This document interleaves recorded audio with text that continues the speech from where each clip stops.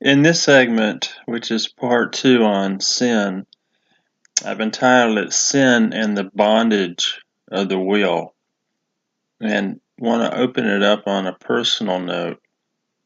I've often, probably daily, wondered, been perplexed, frustrated, agonized over why my loved ones who don't know the Lord don't come to know Him, why they are so disinterested in Him. Why is there just such a lack of being able to get through to them, no matter what I say, no matter how hard I try to love? There is truly a bondage of the will that prevents people from being saved. And so this is not just a theoretical issue for me, and it is not for you either.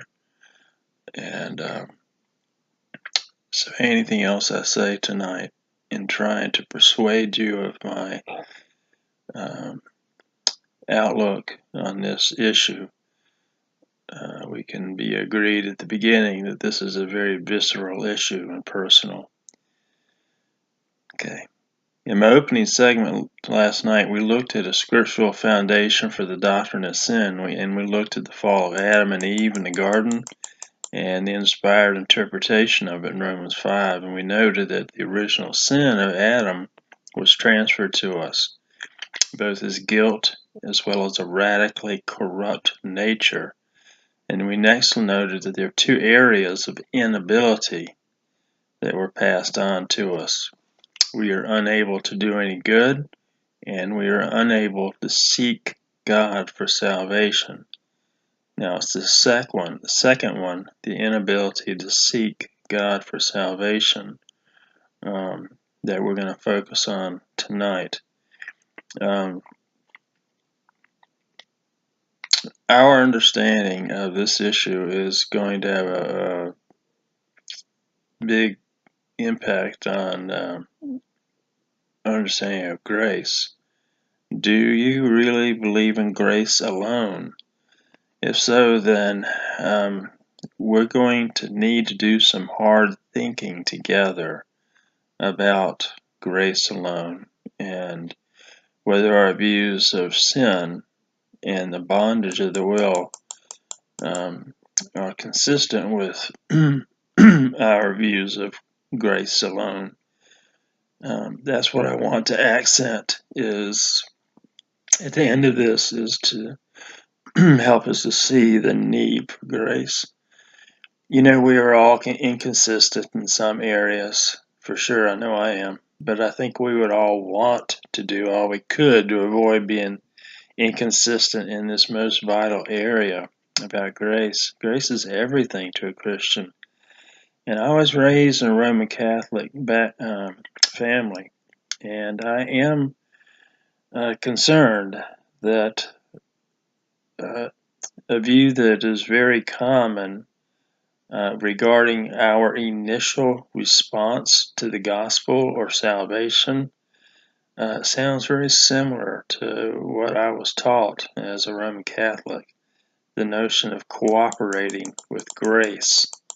I'll try to explain that as we go along. Who saves whom? Does God save sinners? Is it 100% of grace? Or does God save with our help? 90% God and perhaps 10% us. Is the initial salvation process totally from God? Or is it a mixture of God and us?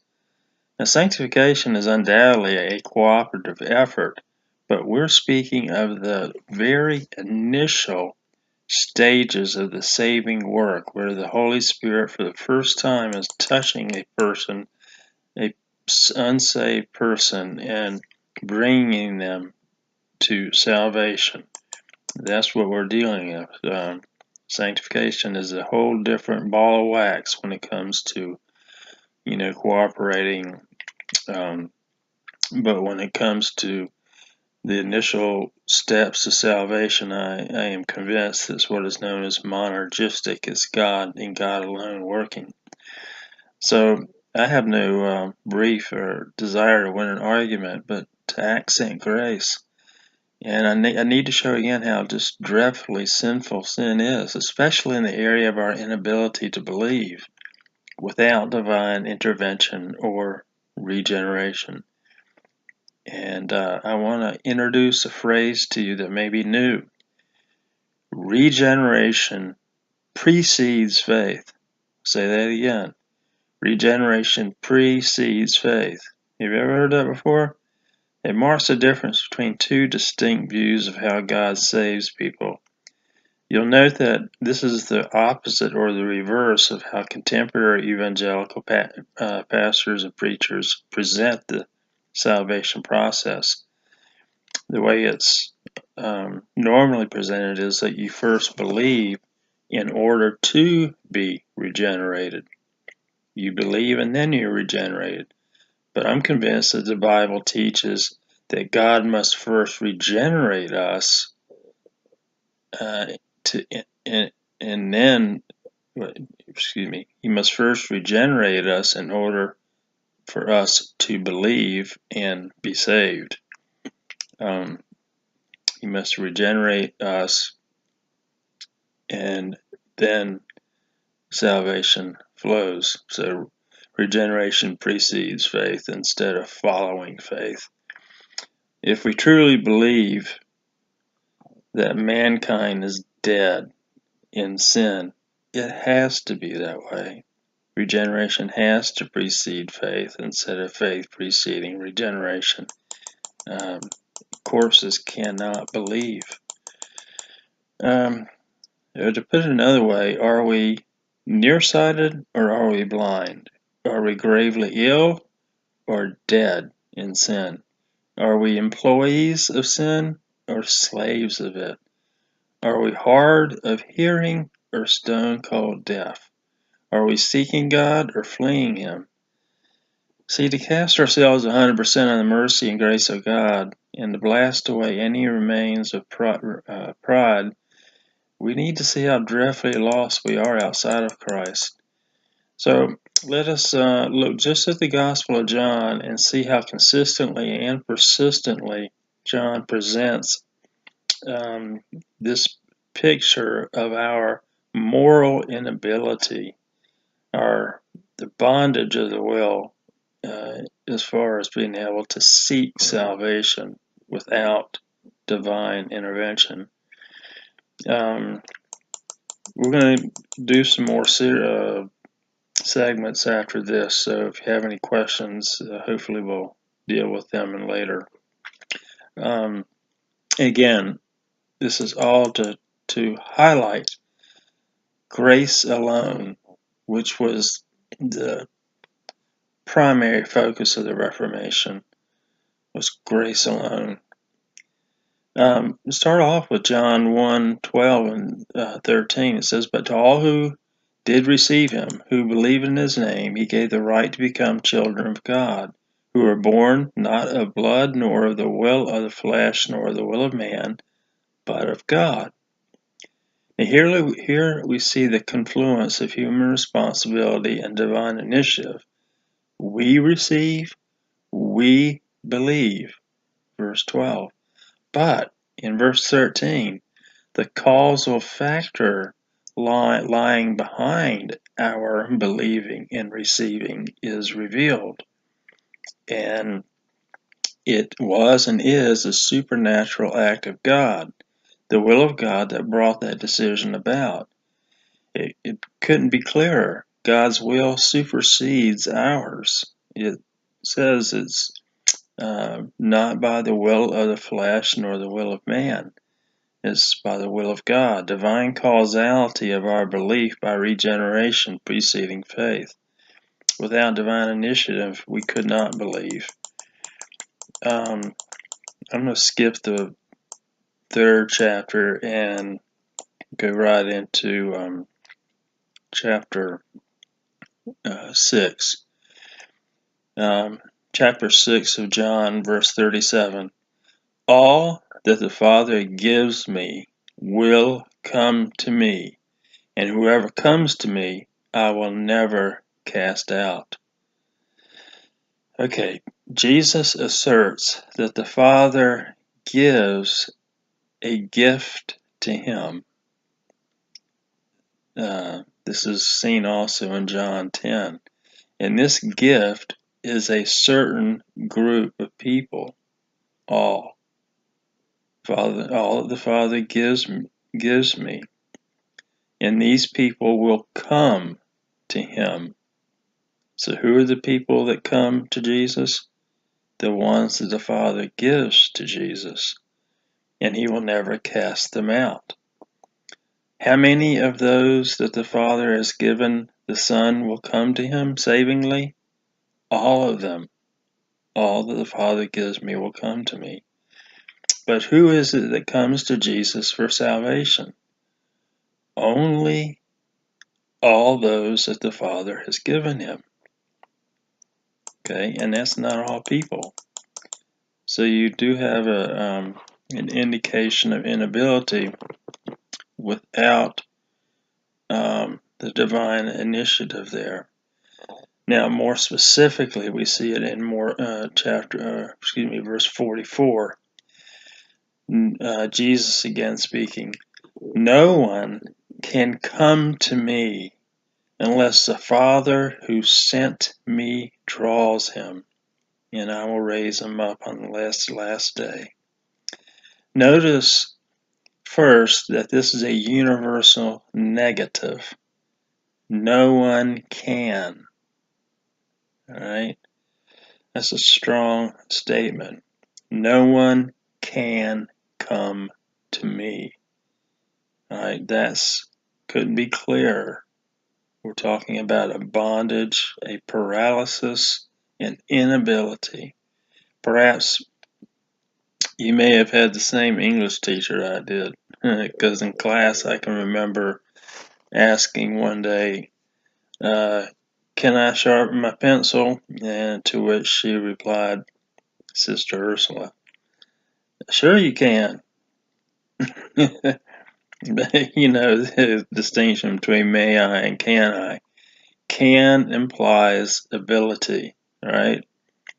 So no one can come to me.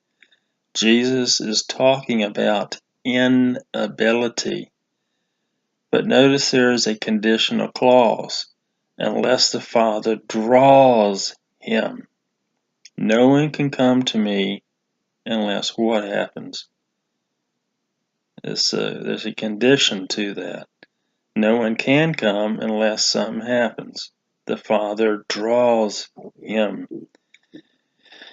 All right, so you have like a will that's in bondage. Nobody can come to Jesus unless the Father draws him. Now, the same Greek word that is used for draw there is used in James 2:6, and it's used in this way. Let me read it. Are not the rich the ones who oppress you and the ones who drag you into court? Which one of those words do you think is the same one that is used for draw? Yeah, it's drag. So, we're talking about a pretty strong word here. So some people say that the word here for draw is God wooing or trying to persuade people. That's not the sense of the Greek word. Let me give you another example from because we determine the meaning of a Greek word by its usage in the New Testament, as well as its definition, which I'll get to in a moment. In Acts 16 verse 19, it says, But when her owners saw that their hope of gain was gone, they seized Paul and Silas and dragged them into the marketplace before the rulers. Again, which word do you think is used for similar to the one in verse 44 and where it says draw? Yeah, dragged them. Now, do you think that when they seized Paul and Silas that they said, would y'all please follow us here? I think it would be a good idea if you came. Now, dragged. Same word for dragged is what they used here in verse 44. And like I said, I doubt it means to woo or persuade. Why is it translated the way it is in verse 44? I'm not sure. Who knows? But the word definitely has the word draw can have a strong connotation to it. But from a very esteemed, probably the most esteemed Greek theological dictionary is Kittle's. It's this monstrous thing. And its definition of this Greek word is to compel by irresistible authority. So no one can come to me unless the Father who sent me compels him. Alrighty. So then we come to verse 64, still in chapter 6 of John. Jesus says, "But there are some of you who do not believe." For Jesus knew from the beginning who those were who did not believe and who it was who would betray him. And Jesus said, "This is why I told you that no one can come to me unless it is granted him by the Father." Again, friends, we're told by Jesus that nobody can. Ability again, all right? Nobody can come to him unless that ability is granted to him by the Father. And this is said in a very adversarial situation. And Jesus was explaining what he said elsewhere, which I'll get to in just a moment, chapter 10. In chapter 8 of John, the Lord says, "Truly, truly, I say to you, everyone who practices sin is a slave to sin. And enslavement to sin is due to their nature." Any of you who have yourself or known a loved one who's been an addict, and what that entails, the horror of what that can do in the enslavement process. We're talking about here is like a paralysis of a person's will. Now we're going to discuss soon, perhaps the next segment, the issues behind, how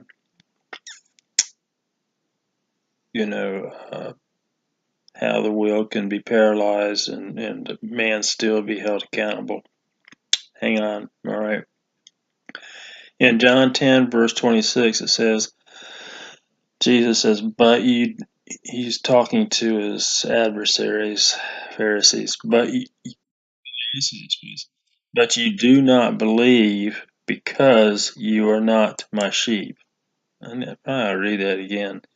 But you do not believe because you are not among my sheep.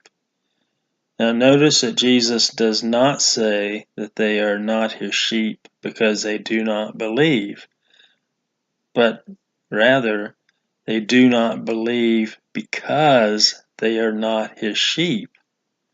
Again, he's inferring inability because of their condition. They don't believe, won't believe, can't be because of the fact that they are not his sheep. That touches on another issue as well. Starts with a P, but it really comes back again to inability. Alrighty, so our main point in this segment is that people are by nature unable to come to God and be saved. Now, you know, and I know from personal painful experience that that's true, that no matter how much love, no matter how much persuasion, no matter how many books of this or that apologetic expert that we give, it just doesn't take that veil off people's eyes. Now, there's a ton of other verses that deal with this inability and the bondage of the will with reference to salvation.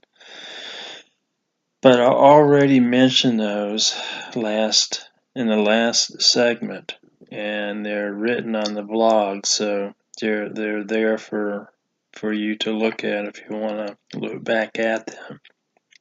Ton of verses like for 1 Corinthians 2, 2 Corinthians 4 about the veil being over their eyes when Moses is read.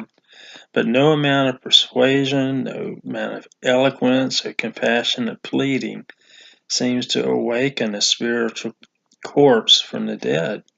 And that's what it is. And if you bear with me and forgive me that this is inappropriate, but if you could I'm trying to think of the best analogy that's in line with what the Bible says non-Christians are by nature, sarks. Just picture a corpse lying on the ground. Would any amount of pleading, if you got up to them and pled with them, or, poked them with your finger, or forcefulness, you get a point. Would any amount of pleading with this corpse cause the corpse to rise from the dead? No, not at all. Again, that's the most accurate analogy I can think of to Ephesians 2:1, where it says we are dead in sin. Friends, we need to see the deadness of dead when it talks about that and sin, being dead in sin. Only God can breathe life into a valley of dry bones in Ezekiel. Or think of the story of Lazarus again. When he was stinketh for 4 days in the grave, and he was really dead. Did he in any way cooperate in his resurrection? No, not at all. Jesus spoke. His brain waves started fluttering, and his heart started pumping, and his sinews and skin started healing back up immediately. So he didn't cooperate at all, and that's a picture of. Now, in future, we're going to be talking about the remedy to this horrible problem, okay, which is regeneration. But first of all, we have to understand the problem, the bondage of the will. So I don't want to leave us in, a terrible. We just have to understand how horrible the situation is, but to understand why it is that our loved ones act the way they are, and to understand biblically what's going on. They truly are in bondage in their will and spiritually dead. So the obvious question that arises is how can God hold someone accountable for something that they're unable to do? Or put it another way, if God commands something, then does that not imply the ability to be able to do it? And what of man and free will? And most importantly, how does a non-Christian become saved if they're unable to be saved? I've labored this point of man's utter inability to come to God or believe in Him for one reason and one reason only, and that's to highlight grace. God does the saving. He has to do the saving of man as this lost, this enslaved, this dead.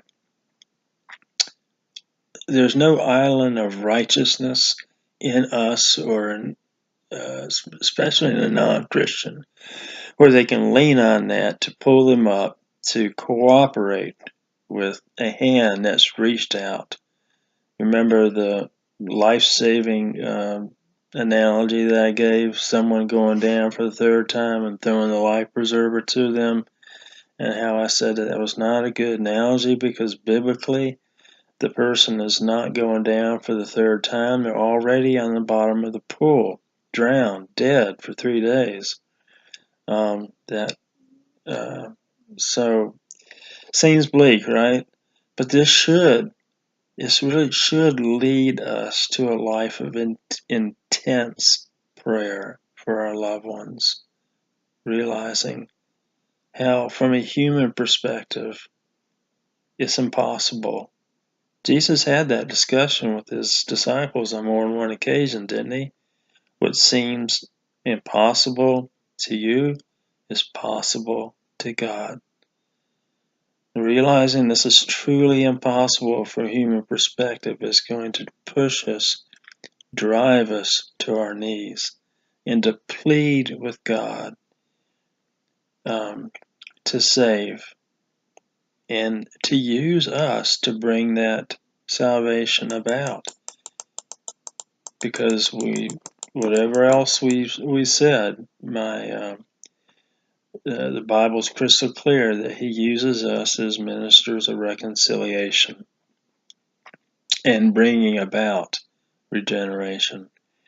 There's two camps, Arminian and Augustinian Calvinistic views with reference to this. And my Arminian brothers and sisters appeal to what is known as prevenient grace. I want to touch on this before I leave. But in this scenario, nobody would reply to what is known as a general summons. Now, when I say Arminian, and I'm being critical, I'm just using a historical term that's been used since Jacob Arminius was around in the 1600s. And so there's two ways of looking at salvation. It's the Augustinian Calvin Reformation view versus what has been associated with Jacob Arminius, and the most common view in America and Europe today is not what I believe. Okay, I'm definitely the minority report. So the Arminian view is that man cannot be saved apart from God's grace, but fallen man must and can cooperate and assent to God's grace before God will save him. Prior to regeneration, man has the power to accept or reject the grace that could save him, what is called prevenient grace. Okay, now the Augustinian Calvinistic Reformed view, or what I would insist is a biblical view, is that man is totally dependent on the grace of God for his initial response to the gospel. Some quick arguments against the notion of prevenient grace. It's nowhere even taught in the Bible.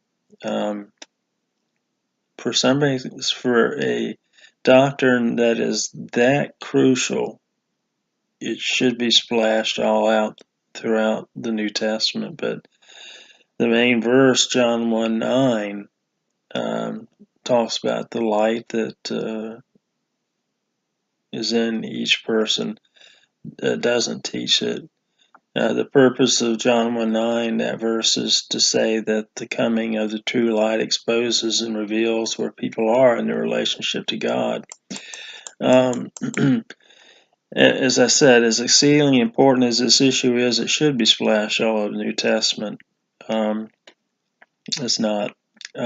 But then, secondly, Romans 3:8 and following, which we read last night, explicitly rejects prevenient grace, and it's talking about sin. And then when we come to chapter 3, verse 21, the but God section, it doesn't say, Paul does not say, but God in his prevenient grace. Not at all. And the notion of prevenient grace is that God all throughout the world gives people a general opportunity to respond to his saving grace. But in chapter 1, verse 18, it says that all mankind is under God's curse and wrath for rejecting the Father. And that doesn't seem to be inconsistent with the notion of prevenient grace. Then thirdly, why do some respond to prevenient grace and others do not?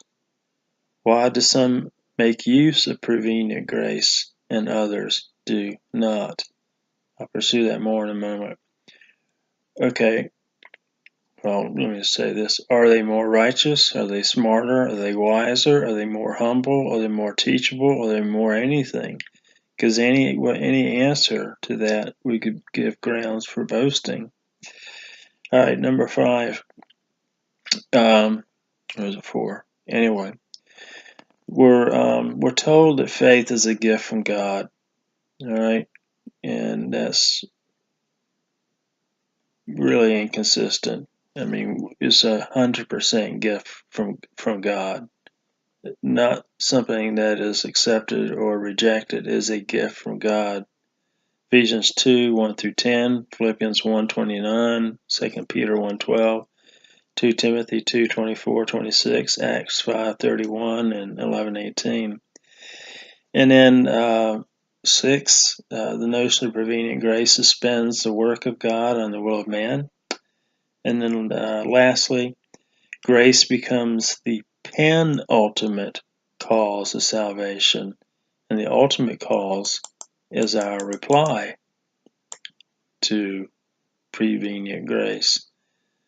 I want to quickly read an article by R.C. Sproul, and we'll be done with this.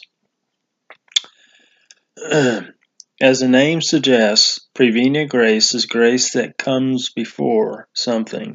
It is normally defined as a work that God does for everybody. He gives all people enough grace to respond to Jesus. That is, it is enough grace to make it possible for people to choose Christ. Those who cooperate with assent to his grace are elect. Those who refuse to cooperate with his grace are lost.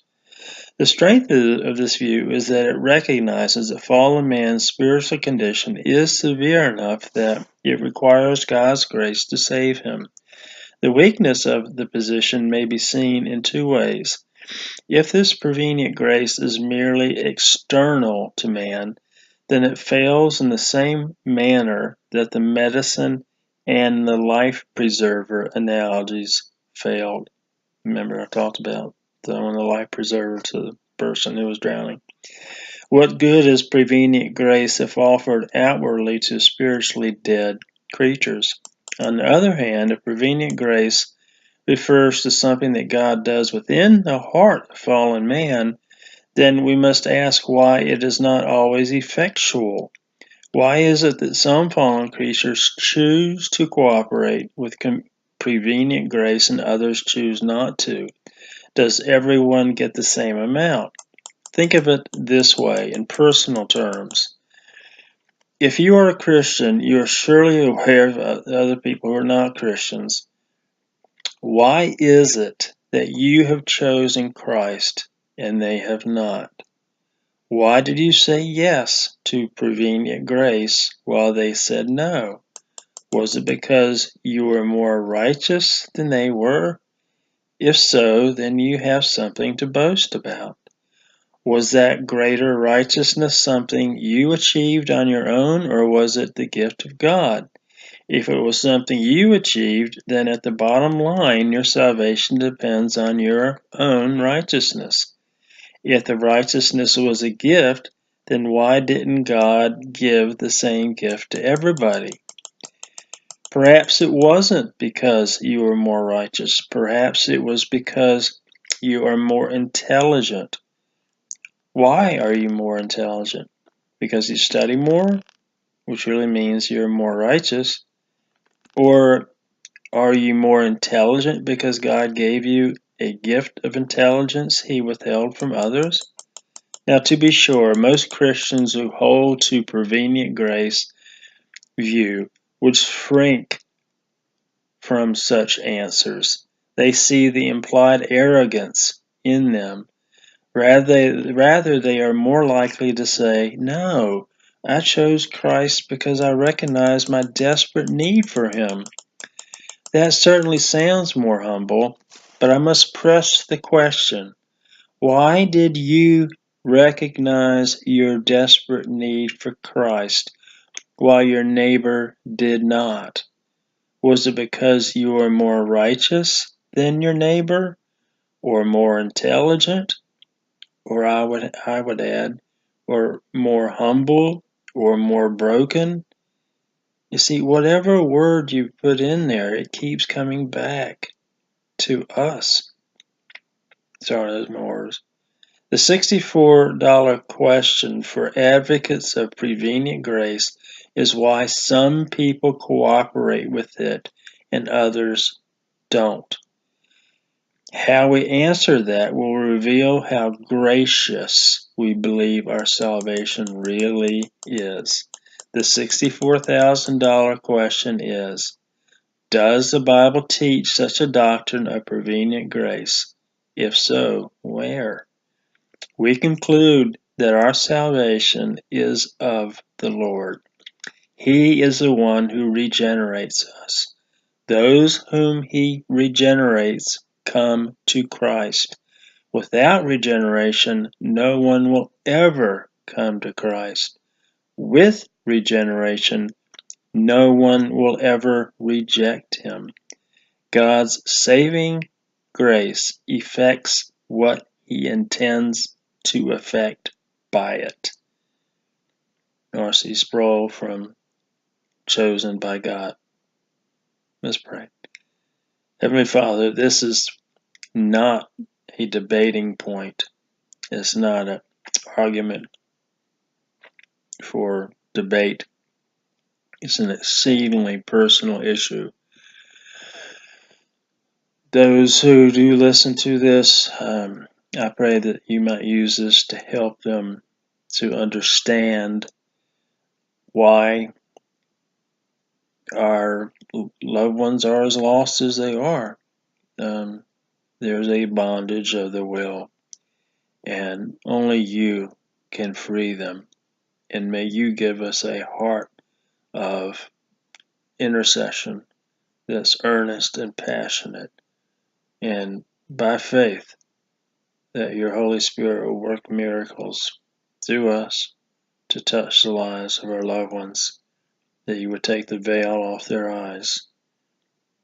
For Jesus' sake. Amen.